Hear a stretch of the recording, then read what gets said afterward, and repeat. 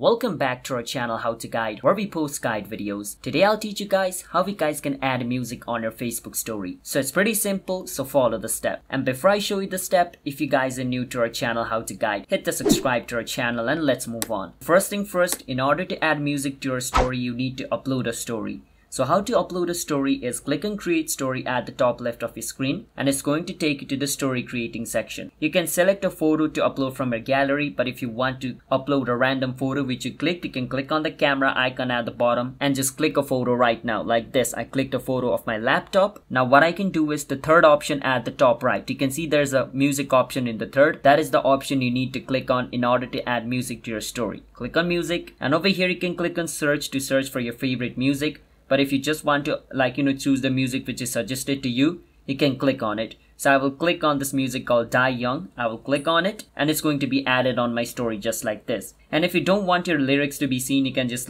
make the lyrics so small that it is not visible. Click on share at the bottom right and it's done. You have just added music to your Facebook story. So that's how you guys can do it. So if you guys found our video helpful, hit the subscribe to our channel How to Guide. I'll see you guys next time.